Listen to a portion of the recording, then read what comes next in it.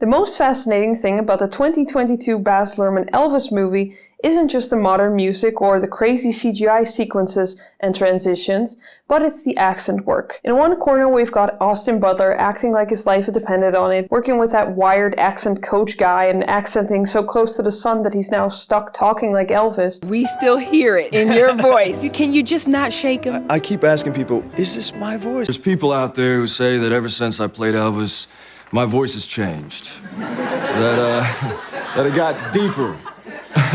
More Elvis-y. I think from all the singing, I probably have destroyed my voice a bit. You know, my vocal cords, it's a lot raspier now. And in the other corner we have Tom Hanks, a veteran actor who decided to do whatever this accent is. We are the same, you and I.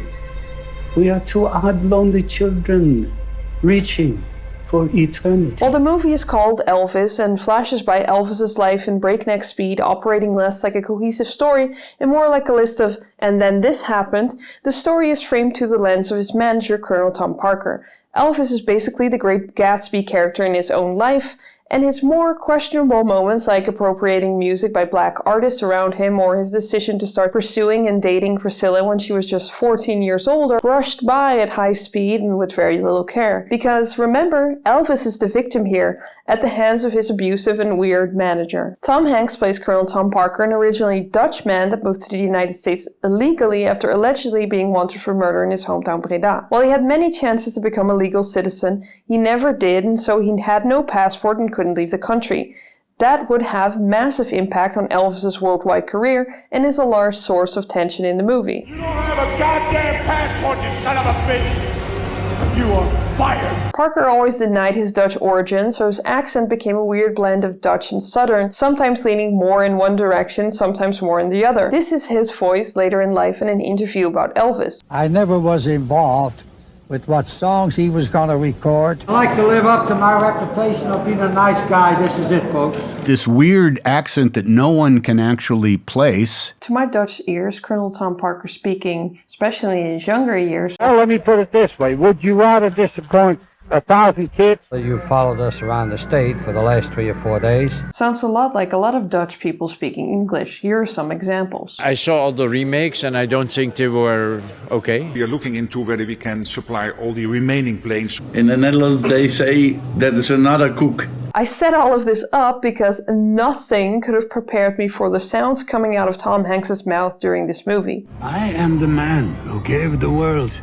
Elvis Presley. Well, there's something to be said for wanting to embody the character through their vibe, going less for a dead-on imitation or impression, and more trying to evoke the character through their impact in Elvis's life. It's very hard to see past Tom Hanks in fat suit, doing Tom Hanks noises, while sounding vaguely German and generally just weird. He was my destiny. Like, the whole point of the character was that people were suspicious of him, but it was never this much. And sure, it's a Baz Luhrmann movie, they are over the top, but he's playing off of grounded and sometimes understated performances. The worst part of the movie in terms of misguided accent work is the Christmas special sequence. In it, Elvis decides to break away from what the Colonel wants by using the special as a comeback special, even featuring a politically charged song. Parker keeps mentioning to the people paying for the special, they are from the sewing company Singer, that Elvis will definitely sing Here Comes Santa Claus. Elvis, of course, keeps just doing his own thing, which causes a rift between him and the Colonel. But Tom Hanks keeps saying Santa Claus as Santy Claus. Here comes Santa Claus. Well, here comes Santa Claus. Santa Claus! Santa Claus! Well, we can never tell 100% how the Colonel would have said it. The inflection in the word sounds very German to me. A Dutch person probably would have said something closer to Santa Claus instead of Santa, or hilariously, Santy. Santa Claus? Right after the scene in which he says Santa that way like 300 times, we get him say Godverdomme. Which means goddammit in Dutch. And I get it. He didn't have a dialect or accent coach. Dutch G's are uniquely grating. But this definitely does not sell the character. But after seeing him in Pinocchio, I'm convinced he just doesn't know how to do a foreign accent. Or he has no reason to put in that amount of effort anymore, who knows? There are several moments, mostly in Pinocchio, where his accent completely slips and you just hear full Hank's voice. Pinocchio should have been home by now. And that just takes you out of the movie completely. While I think Tom Hanks is a great actor and he has definitely proven he can do accent work and embody characters effectively, I think he probably should have set this one out. Elvis would have been a way better movie if an unknown actor that already looked like Parker played the role. But I did not know what he looked like. And when I did see what he looked like, I asked Baz Luhrmann, why do you want me?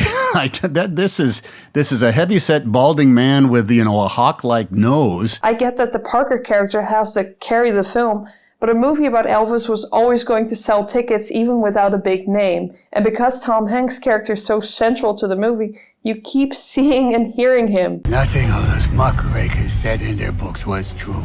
Me and Elvis, we was partners. And instead of seeing Colonel Parker and being able to focus on the story, you think, wow, Tom Hanks dressed as Danny DeVito in Batman sure is playing a weird guy with a weird voice.